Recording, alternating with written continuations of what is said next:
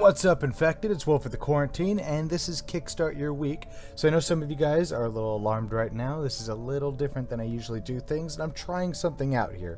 So let me know down in the description what you think about this. But if you don't know what Kickstart Your Week is, this is my weekly show that I just cover recent Kickstarters from the previous week that I thought looked interesting. Now, there's no hard fast rules about what I choose, and I do narrow it down to a maximum of 5. Sometimes I don't even quite make the 5, but there's really no hard fast rules. It's maybe the thumbnail looked cool, the name looked cool, the theme looked cool. Once I see one, I go into the Kickstarter page, I look it over, see what I thought, see if maybe I think it looks really cool, and I delve a little bit deeper into it, kind of get an idea about the game. Now, if you like what I'm doing here, you like this style of show, definitely check out the Gamerati. I'll have a link down in the description. They'll take you directly to their page as well. They're pretty cool guys. Basically, what we do is we do the same, similar to what I'm doing here, but all three of us just pick a single Kickstarter, and we usually talk about that Kickstarter a little more in depth. Alright, starting this off, we're going to be doing the Solaris mission, 2nd edition. Now, starting off, it's got a space theme. It looks outstanding. I really like the art style that you see here. I really enjoy this space theme. Now, this is declaring that it is what's called a 3X. So rather than explore, expand, exploit, and exterminate, there is no exterminate. It's explore, expand, exploit, which I thought was really interesting. And the biggest thing that caught my eye was, of course, the art style. I really like this, and then of course the theme. But the way this works, as you see here, is it's got this weird dial thing, and it's a dice allocation system, from what I understand. So you have this player board that you see, and you're going to be drafting dice off of the board that you saw a moment ago, and that's called the bridge, I think. And depending on what you take off of there, you're going to get different actions, like get special bonus actions. And your goal is to expand throughout the galaxy and try to send people out to colonize the galaxy, gather more resources. And the game says it only lasts 4 rounds, which seems like it's going to be really quick. I mean, 7 rounds or 4 rounds isn't much, because it says each person gets 4 actions or 4 turns per round, so it's not a whole lot. And I actually really like games that do that, because it makes every action you do really mean something. You really need to plan out what you're doing. So it looked really interesting. I checked out Rado's gameplay that you see there, a little bit of it, and it looked pretty interesting. And overall, it looks like a pretty cool game. If I'm not mistaken, the 1st edition has like a 7.5 or something like that on Board Game Geek. But as you see here, there's quite a lot that comes with the game, and it's only $60 US, which isn't bad. And it says plays 2 to 4, 14 plus 90 minutes. It definitely looks really cool, and I'm interested with this little system, with this, I don't know if this system's picking up my mouse, but I really like that. Next up, we have Ephemeris, I think is how it's pronounced, Celestial Domination. Now, this one really interests me. So when I first looked at it here, it looks like it is a nautical themed game, because you have little boats that you see here, and the board looks kind of oceanic. But the more you look into it, and you see here the artwork for your captains and everything, and all your crew, they feel very nautical, very old school, ocean, sailing the ocean blue, having to navigate by the stars, which is what I thought this game actually was. But no, apparently you're conquering the cosmos, but you're in like Spanish galleons. So that theme feels really detached. Like you see here, the theme feels very detached. So I'm not sure about that. But everything, again, I'm a sucker for space, anything. Slap space on a game, and I'm already gonna have my interest piqued. So I'm definitely intrigued by this. If nothing else, I will probably go ahead and keep this one favorited and just follow it along, because again, the artwork looks fantastic, and I'm a big sucker for space, and my favorite thing about space is exploring the unknown, and I love space in general, and that feeling of exploring that unknown is really what intrigues me about sci-fi. I really like that, and this seems to be a really weird mixture between the two. It looks like it has card-based combat of some kind, or card-based action selection. It looks like you have different actions you can take depending on certain resources that you have, is what it looks like. But this one definitely caught my eye on the art style alone, and then I realized it was space, and then I realized it's got a ridiculous theme, which may or may not be a good thing. Next up, we have Alice in Shroomland Spore Cultivation. Now, some of you guys may have recognized this one. This is they had canceled their previous project and they're back on the Kickstarter with the project again. And some of you guys may recognize this because I've done several videos for them. I did a review, I did a tutorial for it, and this video that's here, I actually recorded the video for them as well. Their whole intro thing, kind of explaining the game and whatnot. So if you haven't seen those, check those out. But this one, it's on the list because it's not an amazing game. It is a very fun deck builder with a very silly theme. It feels like the Legendary games, but light, basically. It's got pretty cute artwork, and it's got, if you like, the theme's going to turn some people off, but it's basically Alice in Wonderland, but very drug oriented. So, eating the magic mushrooms, you're eating magic mushrooms, kind of thing. There's lots of, weed jokes and drug jokes in general. But the way the theme works is you can basically be the good guys trying to destroy Wonderland, or the bad guy, the good guys trying to save Wonderland, the bad guys trying to destroy Wonderland.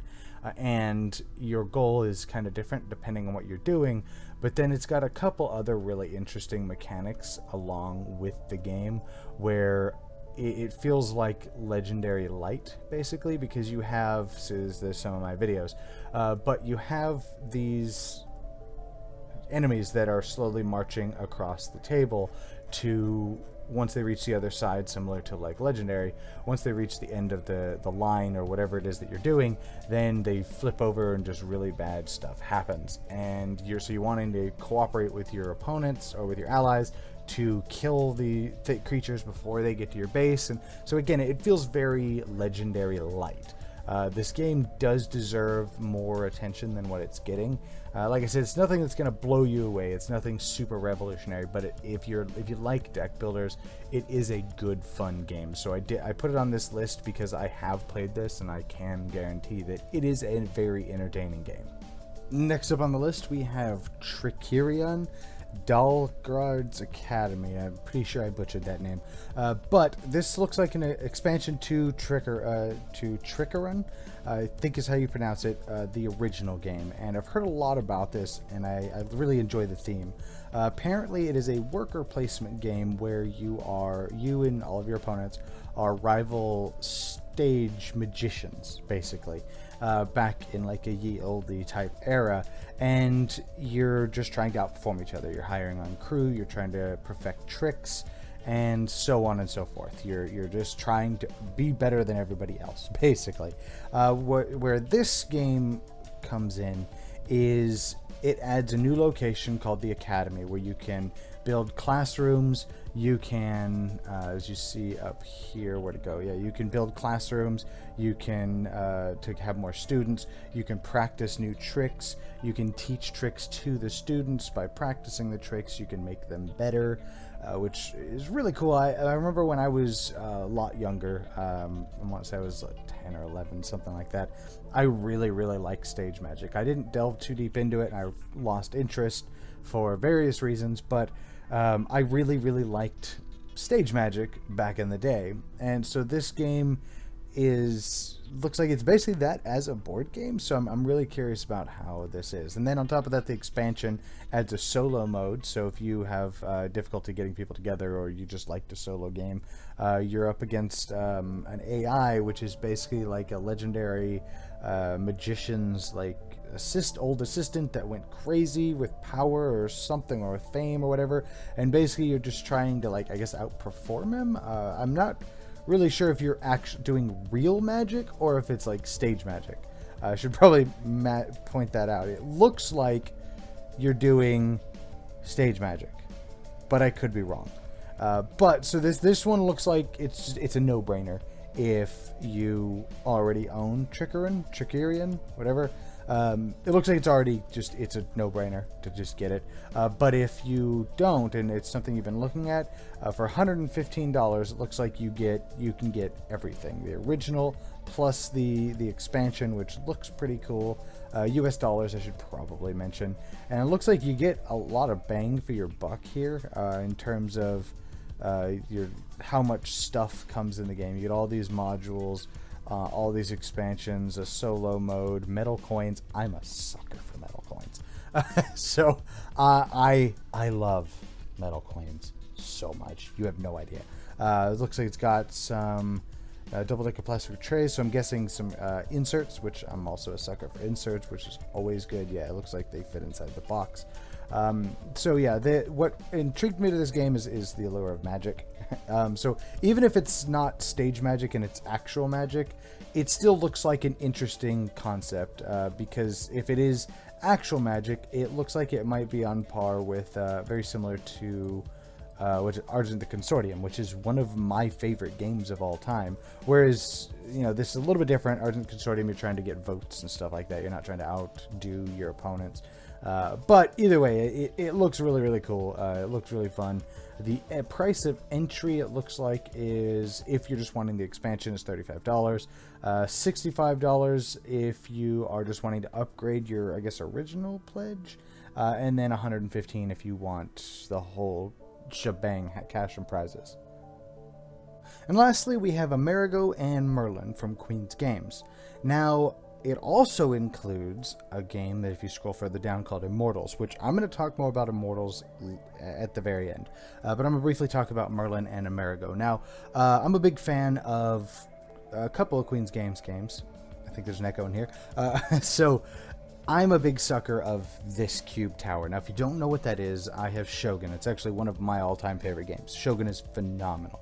Now, the way this game works is it basically takes, instead of rolling a bunch of dice like you would with for combat and a lot of other games, instead it makes it a very fun, very quick, very tense action.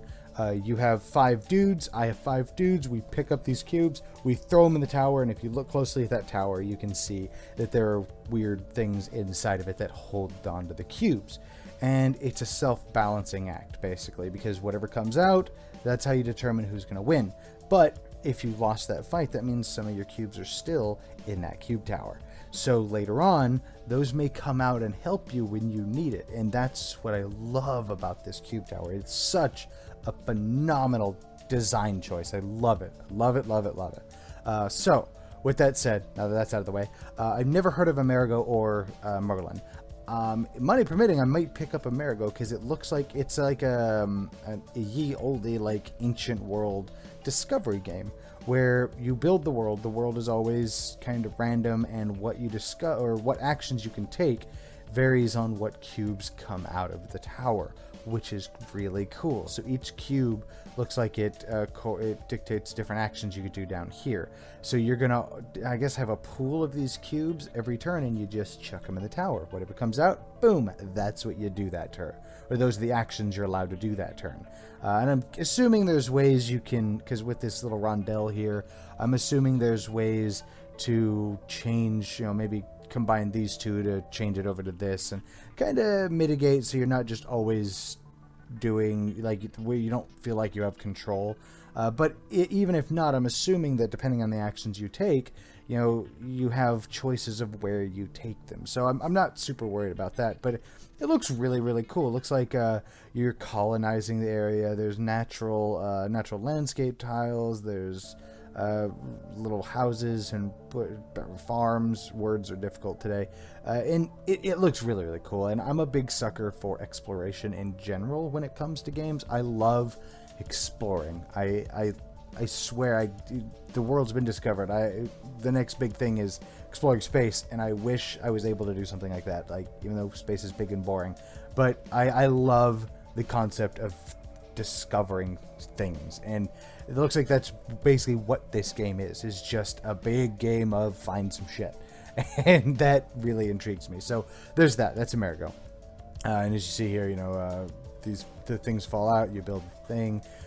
You have pirates, I guess, that are, I don't know. But then you have all the victory points, special action track, commodities, whatever all that is. So it looks really, really cool. But let's go a little bit further down here. Then next we have Merlin. Now Merlin is an interesting game. So from what I can gather here, you're basically at the beginning of your turn, you're going to roll some dice. And you're going to choose to either move Merlin around the round table that you see here, or you're going to move your knight. And depending on where you wind up, that's what action you're able to do. And you're trying to push out the traitors and invaders and stuff like that. And overall, you're trying to become King Arthur's replacement. Basically, you're trying to find King Arthur's replacement. And I really dig the theme of this, and the overall style of game looks interesting because you still have that luck factor. You're going to roll dice and you're going to get screwed by the dice rolls, which really sucks. But instead of just being like, well, I guess I'm going to roll and move and I get, relic, for example, you roll, you can go left, you can go right. And that's really your biggest decision, which is fine. But this, because you can move either your knight or Merlin, it basically gives you 4 different locations you can land on your turn. Merlin left or right, or your knight left or right. And so I like that. So it is more directed randomness, which I'm totally okay with, because I'm fine with randomness, but I need some decision making. And so that looks really interesting. So on top of that, you're gonna get looks like an expansion, Queenies. I'm not really sure what it is. I'm guessing they're just like micro expansions. So that overall looks really cool. Rado reviewed it, so his final thoughts. So I haven't actually watched that video, but generally speaking, Rado only really takes a look at games that he likes or he can give a thumbs up on, because he's pretty good about saying this isn't my cup of tea, but blah blah blah. So it looks really cool. Now lastly, I want to talk about Immortals. Now Immortals looks incredible. I saw this being played last year at Gen Con, and I really tried to get a review copy of it, but obviously I was unsuccessful. Immortals, from what I can tell, as you see here, you have the same map twice. You have the light and the dark side. And from what I understand about this game is you're going to combine troops. So this is what they are on like the light side, this is what they are on the dark side. And depending on how you combine them, they do different things depending on what map they're on. But when something dies on the light side, it goes to the dark side. When something dies on the dark side, it goes to the light side. And of course, it resolves combat just like Shogun does with the little dice tower, which again, I love that dice tower. Like, I do dirty things with that dice tower. It's a phenomenal game mechanic. I love it. But that's the way this game works. Is it's basically an area control game where you are trying to, you're scoring points at the end of every so often to, whatever the increment is in this game. In Shogun, it's every winter. So you only play 2 years, so you only get 2 scoring phases. But with this, it's an area control game. But where you lose in one, you gain in the other. And I like that, because that way, if you're getting completely wrecked in the dark side, you can bounce back over on the light side. And I like that, if that is actually how it works. It's the way it seems from what I was reading over here. You can also have portals here that just teleport your people where you need them to go, which is pretty cool. If there's an area that nobody's dying on, or maybe it's in the back lines of the dark side, as you see here, back lines of the dark side, but it's the front line of the light side, then you can warp people over, which is pretty cool. Now, another cool thing with this game that it looks like it does the same thing Shogun does is you have regions. Now, you have this really cool board here, and it looks like it's expanded a little bit. It's expanded, yet it's also a lot less, if that makes sense, than Shogun's is. But you're going to assign every area on the board has a card associated with it. So when you conquer an area, you're going to take that card, you're going to add it to your hand. Now, each one of these you can see above, each one of these has an action. So you're going to assign a territory that action. And yeah, it looks like this one you have 4 dark side, 4 light side actions. Shogun, you have something like 10 actions you get to do. So you're going to assign all these actions, but then in Shogun anyways, the actions are resolved in a random order, and you only ever know the first half of that order. This, I don't know if it does that same thing. I hope so, because that is a fantastic That's a fantastic mechanism as well, because maybe you need gold, but gold doesn't face up, so you don't know when that's going to happen. So now you're stressing if you're going to get attacked and get that area taken, and a really cool mechanic. But overall, this looks really, really cool. I really like the fact that you can combine, okay, in the light side they're this, but in the dark side they're this. And I love that. That's really, really cool, because depending on how you want to play, maybe you want to be defensive over on light, but aggressive on the dark side. So, okay, well, these guys are going to do this instead. And so that's really, really cool. I don't know if each person can have different... Doesn't look like it. Looks like you just have a static dark side, light side, which, whatever, I'm fine with that. But either way, the fact that your units work totally different on both sides is so cool. And I really like the artwork, I really like the concept, and I really like the game that this is based on. And I watched it played for quite a bit during Gen Con last year for, I don't know, 15-20 minutes while I kind of talked to the guys about it as well. And it just looks so incredible. Like, money permitting, I may be kickstarting this purely for Immortals. And I may also be kickstarting it for the Amerigo as well. Merlin looks pretty cool, but that's not why I chose this one. And those are my Kickstarters for this week. Let me know if you like this format better. It is most certainly easier to do, especially with class and being so tight on time and everything. It just makes this whole process a lot easier. So let me know if you like this, or if you'd rather the old format, for those of you who do watch this regularly. But now let's go on to my arbitrary pointless Kickstarter of the Week award. So I was really torn with this. I didn't know which one. The Solaris game looked really cool. I liked that the concept of it's a 3x, and I thought that was really interesting, because one of the biggest problems with a 4x game is the person who generally winds up getting their ass beat. You and me get, decide we're going to fight for whatever reason, quarrel over a star system or whatever the reason, you and me go to war. I lose that war. I'm basically beaten into irrelevant status, and the rest of my game is hoping I can claw my way into, I don't know, not being last. And with that said, I love 4X games, and a lot of games can do that, balance that out really, really well. The fact that they're just outright removing that is really, really cool. I like that. I'm very intrigued.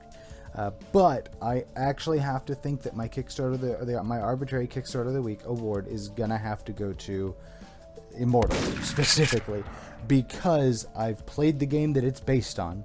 It's because it's the same designer, if I'm not mistaken. They've just took the original Shogun and they just improved it, from what I can tell. I know the game it's based on it's based on one of my favorite games, area control games, hands down.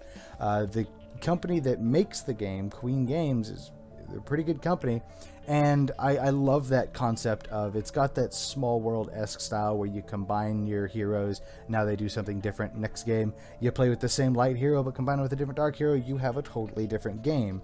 And with 10 different heroes, that's a lot of different combinations and really just playing different games. And I love the concept of, I take this territory, now this territory, I'm going to assign this territory to this. So I'm going to attack out of this area, or maybe I'm, in terms of Shogun anyways, I'm going to get gold from this area, and I'm going to do this from this area.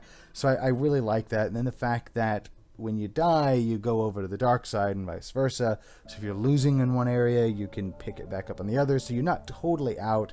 And I just thought that was really cool as well. So it seems like the only units you really lose are ones that stick in the tower, which can come back and help you later as well. So yeah, my arbitrary Kickstarter of the Week award is going to go to the Immortals, specifically in Queen Games. Anyways, I hope you guys enjoyed this video. Let me know again down in the comments below if you like this format a little bit better. It's a little wonky for me, as it's the first time doing it this way as well. But again, it is definitely easier. If you'd like this show, you'd like to support what I do here, definitely support me on Patreon. Check that out down in the description down below as well. If you prefer just a one-time donation, I also have that down below as well. Any little bit of amount of support helps. I definitely would appreciate it. If you're new here, stick around. That also helps support the channel. Hit that subscribe button. Watch some more videos. Again, that definitely helps out, and I appreciate each and every one of you guys. Make sure you play more games, and I'll see you guys next time in the quarantine.